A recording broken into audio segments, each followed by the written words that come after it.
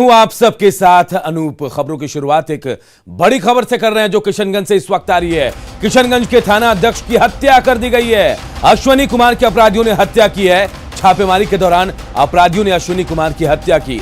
बिहार बंगाल सीमा पर यह हत्या हुई है। एसडीपीओ जावेद अंसारी ने इसकी पुष्टि भी कर दी है। बंगाल के इस्लामपुर अस्पताल में उनका शव लाया गया है। ये बड़ी खबर इस वक्त देखिए किशनगंज से आ रही है, जहां पर किशनगंज के थाना अध्यक्ष की हत्या की खबर आ रही है, जहां से अश्विनी कुमार, जी हां, थाना अध्यक्ष का नाम अश्विनी कुमार बताया जा रहा है, जिनकी हत्या अपराधियों ने कर दी है। छापेमारी के दौरान अपराधियों ने उनकी हत्या की है। बिहार बंगाल सीमा पर उनकी हत्या हुई है। एसडीपीओ जावेद अंसारी ने इसकी पुष्टि भी कर दी है।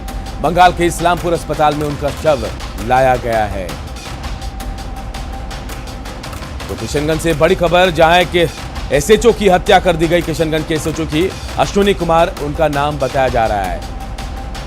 आशीष सिन्हा हमारे सहयोगी हमारे साथ फोन लाइन पे जुड़े हुए। आशीष, कैसे यह हत्या हुई, क्या जानकारी मिली है? जी, जानकारी के मुताबिक अनूप ऐसा है कि यहाँ पे मोटरसाइकिल स्नैचिंग की एक वारदात हुई थी, जिसकी सूचना थाना अध्यक्ष को मिली थी कि कोई सूचक हैं जो वहाँ बता देंगे कि वहाँ पे कहाँ पे ट्रेस किया जा सके। तो उस ख्याल से उनको वहां ले जाया गया था, जो निकटवर्ती बंगाल का क्षेत्र है, जहां पे ये पांजीपाड़ा का इलाका है, जहां पे वहां पे ले जाया गया था। वहां पे चूंकि घटना मॉब लिंचिंग टाइप की हो गई, वहां पे लोग, ग्रामीण लोगों ने घेर के, ग्रामीण हो या उपद्रवी लोग थे, जिनके द्वारा उनको घेर कर मारा गया है। आशीष, क्या अकेले थे थाना प्रभारी अश्विनी कुमार या उनके साथ पूरी टीम थी? उनकी टीम थी, एक सेक्शन फोर्स था, लेकिन वो नाकाफी साबित हुए। वहां पे जो ग्रामीण या जो अपराधी तत्व थे, जिनके द्वारा उनको घेरा गया था, वो हावी हो गए। और इन्होंने जब बंगाल पुलिस को, जिनको की सूचना देके गए भी थे, इन लोग का आरोप है, डीएसपी से हमारी बात हुई, उनका कहना है कि बंगाल पुलिस के द्वारा कोई कॉपरेशन नहीं किया गया है। कहीं ना कहीं लापरवाही है। बंगाल की सीमा में हत्या हुई है उनकी या फिर बिहार की सीमा में?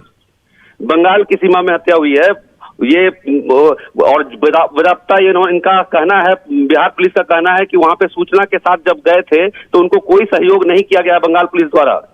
जी अनूप।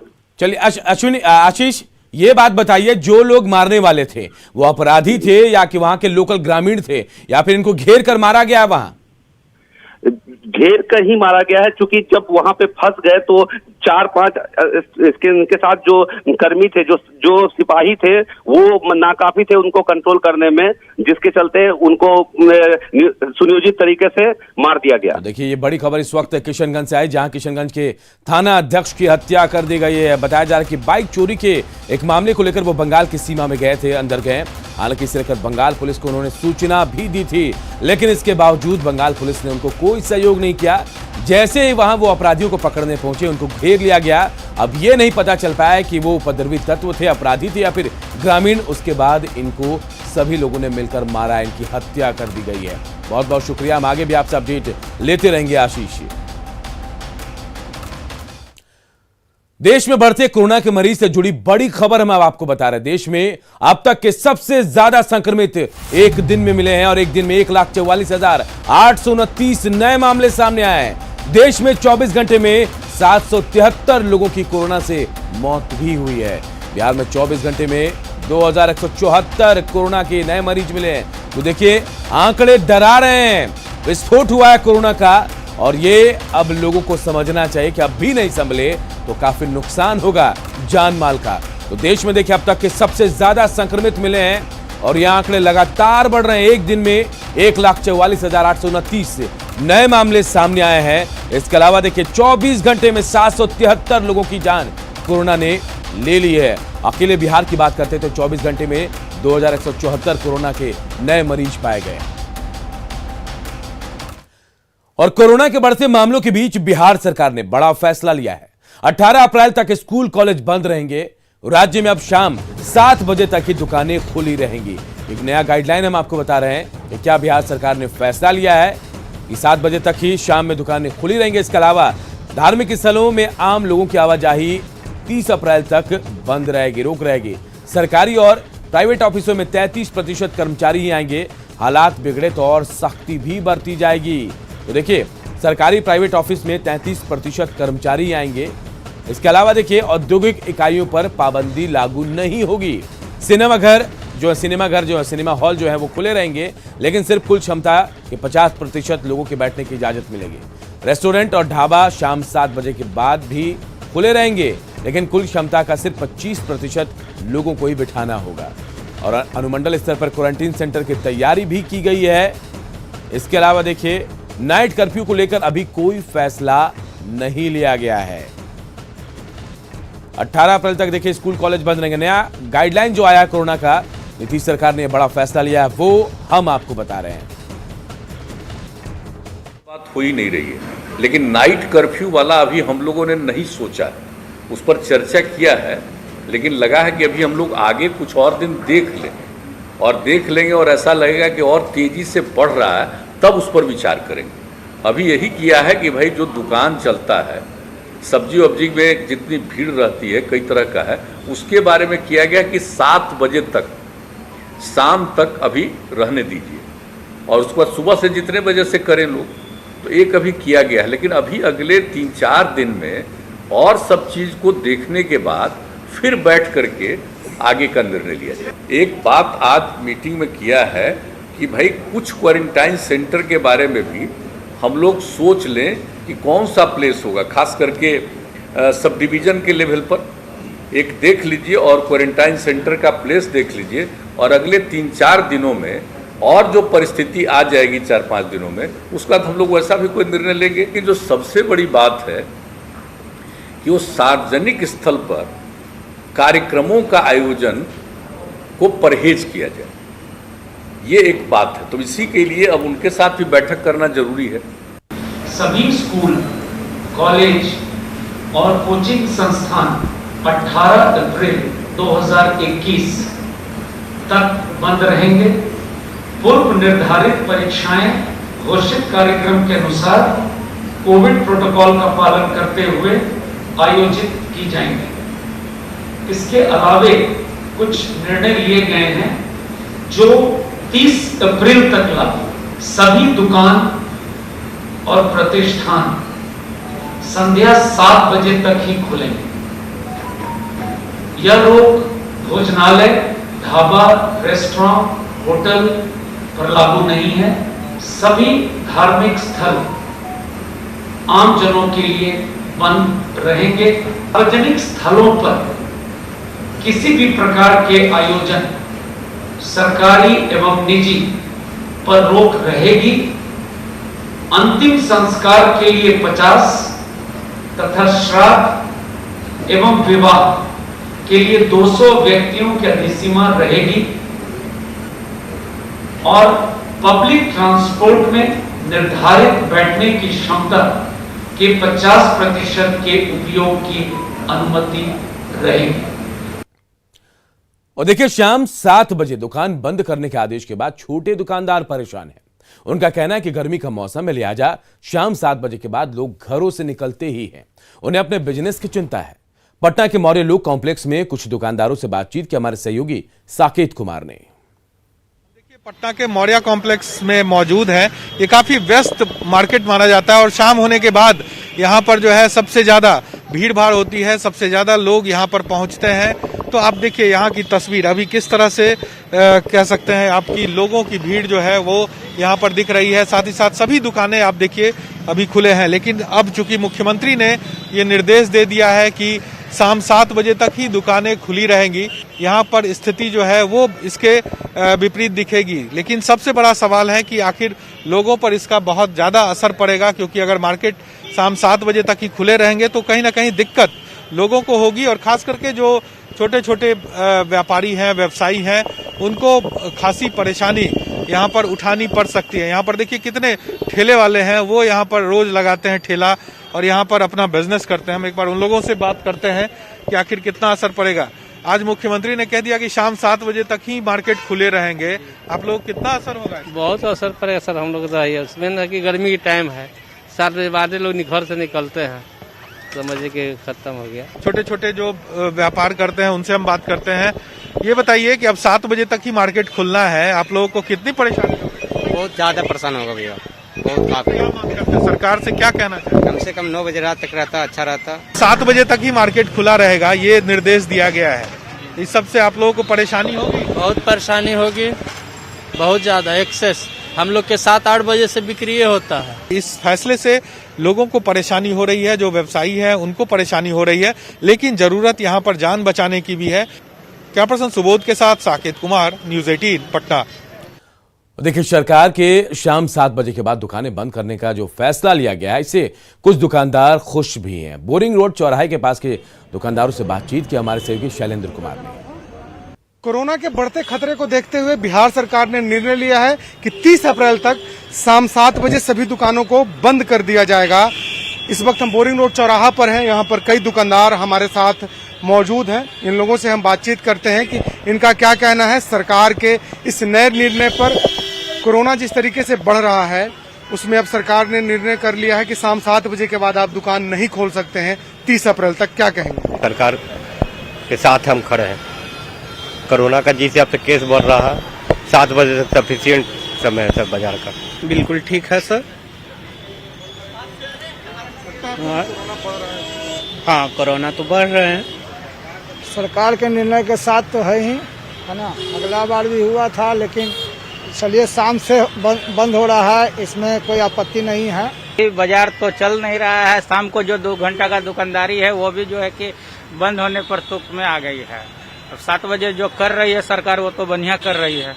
तो बिल्कुल हमने कई दुकानदारों से बात किया। दुकानदार भी चाहते हैं कि कोरोना रुके, लेकिन कहीं न कहीं इसका असर उनके व्यवसाय पर जरूर पड़ेगा। लेकिन उसके बाद भी सरकार के इस फैसले के साथ ज्यादातर दुकानदार खड़े हैं। कैमरा पर्सन मनीष जुनेजा के साथ शैलेंद्र, न्यूज 18 पटना। और देखिए, कोरोना बेकाबू हो रहा है, लेकिन लोग हैं कि अब भी लापरवाही बरत रहे हैं। हमने पटना और जमुई के कुछ जगहों का जायजा लिया, तो जो तस्वीरें सामने आई वो चिंता बढ़ाने वाली थी।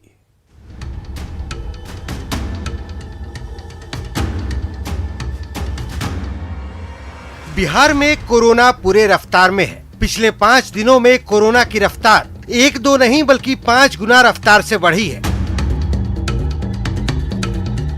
जिसकी सबसे बड़ी वजह है लापरवाही। नियमों की अनदेखी ने ही कोरोना को दोबारा मुंह उठाने का मौका दे दिया है। हमने बिहार के कई मंडी और बस स्टैंड पर लोगों की सतर्कता की पड़ताल की, तो तस्वीरें चिंता बढ़ाने वाली सामने आई हैं। सबसे पहले हम आपको लिए चलते हैं दानापुर फल मंडी में, जहां लोगों के चेहरे पर खोजने पर भी मास्क नहीं था। जब न्यूज 18 का कैमरा लोगों की तरफ घूमा तो कुछ लोगों ने मास्क लगाकर खुद को बहला लिया।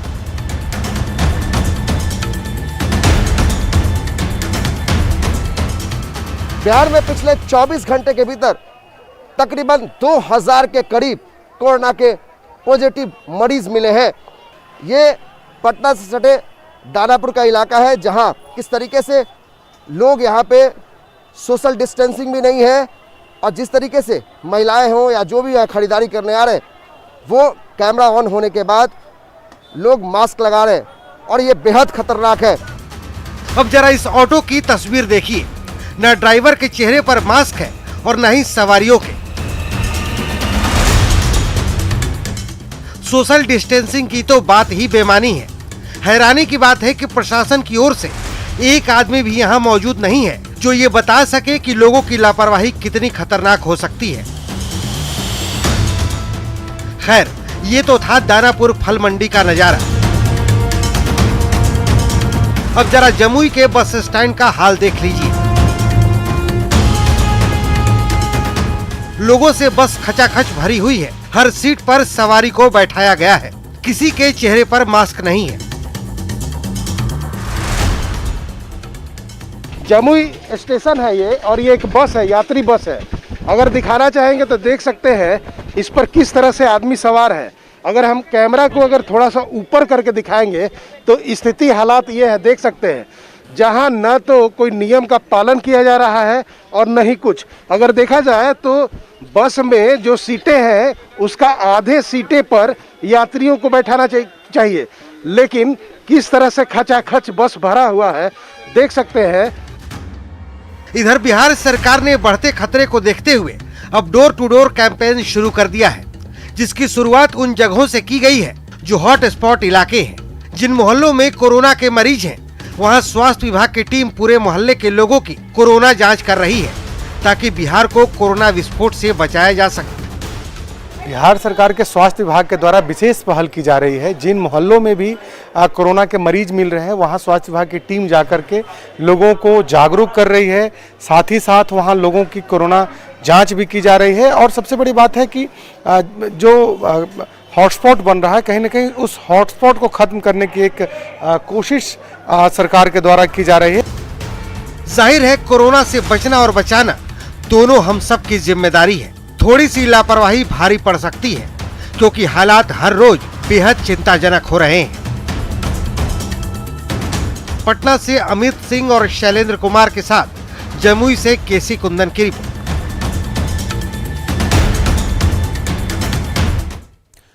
पटना और जमुई के बाद खगड़िया में भी बिल्कुल ऐसे ही हालात है। खगड़िया में कोरोना के मामले बढ़ने के बाद भी लोग यहां लापरवाह बने हुए हैं। सदर अस्पताल के वैक्सीनेशन सेंटर में लोगों की भीड़ उमड़ रही है, लेकिन यहां सोशल डिस्टेंसिंग का पालन नहीं किया जा रहा है। वहीं लाइन में खड़े कई लोगों ने मास्क तक नहीं पहना।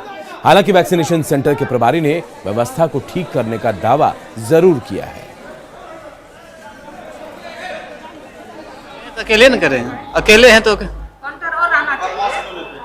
मास्क भी खत्म हो गया था, अभी देखते हैं आने के लिए वजह खत्म हो गया, यहाँ पर नहीं था, खत्म हो गया था। बेला चंद्री मेरा गांव है, वहाँ पीएससी है, वहाँ 3 बार हम लोगों को बुलाया गया टीकाकरण के लिए, वहाँ नहीं मिला तो लास्ट में यहाँ है। और यहाँ से हम लोगों को हरिद्वार कुंभ में जाना है, इसलिए कराए निगेटिव, कोरोना निगेटिव करवाए, उसके बाद टीका के लिए यहाँ लगे हुए हैं। 3 बार से वहाँ इंतजार कर रहे हैं, नहीं लगा। व्यवस्था सबको समझाया जा रहा है कि अलग अलग से रहिए, समझा के बताया जा रहा है लोग को। अब जनता को लिए गार्ड भी है, हम भी हैं, सब कोई हैं यहाँ पर, इसी को तो संभालने के लिए हम लोग हैं यहाँ पर। गोपालगंज की कोरोना पॉजिटिव मरीज रीना राय ने जुड़वा बच्चों को जन्म दिया है। महिला ने पटना के उदयन हॉस्पिटल में बच्चों को जन्म दिया। जन्म लेते ही दोनों बच्चों का कोरोना टेस्ट के लिए सैंपल लिया गया। बिहार में पहली बार कोविड पॉजिटिव मरीज ने जुड़वा बच्चों को जन्म दिया है। दरअसल रीना राय के परिजन उसे पीएमसीएच में भर्ती कराने के लिए आए थे, लेकिन उसके कोविड पॉजिटिव होने की पुष्टि के बाद उसे अस्पताल में भर्ती नहीं किया गया। परिजनों ने कई प्राइवेट हॉस्पिटल के चक्कर लगाए, बाद में उसे उदयन हॉस्पिटल में भर्ती कराया गया, जहां उसने जुड़वा बच्चे को जन्म दिया है। रखिए, सब यहीं पे रखिए। इधर पूर्णिया में आंधी बारिश ने तबाही मचाई है। गौरा, वीरपुर, लोखड़ा, महेंद्रपुर, सपनी समेत कई गांवों में फसल तक बर्बाद हो गई। साथ ही घरों के छत भी उड़ गए हैं। आंधी से पेड़ भी गिरे हैं। ऐसे में पीड़ित परिवार खुले आसमान के नीचे रहने को मजबूर हैं।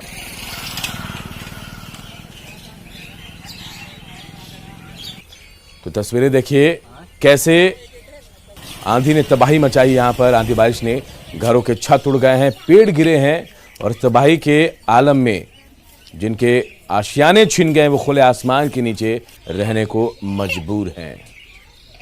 इतना तूफान आया बारिश कि लगता है चिड़िया बाजार बना दिया है। टोटल घर किसी को नहीं छोड़ा है, एक घर नहीं छोड़ा है किसी को। टोटल घर, छती, मक्के उके जितना ही है सबको नाश कर दिया। और एक बड़ी खबर इस वक्त गोपालगंज से आ रही है। गोपालगंज में गोलीबारी हुई है। राजपुर बाजार में गोलीबारी की खबर है। पिता और बेटी को गोली मारी गई और इस गोलीबारी में 70 साल के पिता बद्री ठाकुर की मौत हो गई है। वहीं गोली लगने से बेटी की हालत गंभीर है। गोलीबारी की जांच के लिए पुलिस भी मौके पर पहुंची है। फिलहाल छानबीन की जा रही है। तो बड़ी खबर इस वक्त देखिए गोपालगंज से, जहां गोलीबारी की हुई है। गोलीबारी की खबर आई है गोपालगंज से। राजापुर बाजार में गोलीबारी की गई है। पिता और बेटी को गोली मारी गई है। इस गोलीबारी में 70 साल के पिता बद्री ठाकुर की मौत हो गई है, जबकि बेटी की हालत गंभीर बनी हुई है। फिलहाल पुलिस पूरे मामले की छानबीन कर रही है।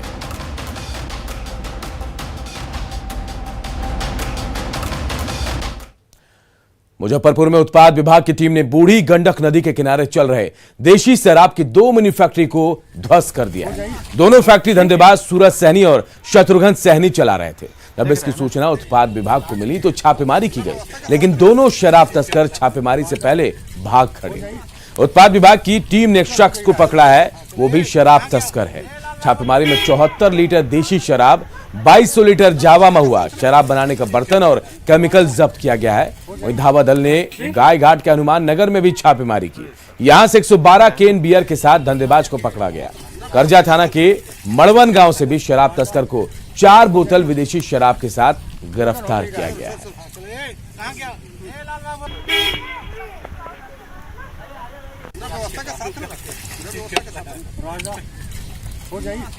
ठीक है।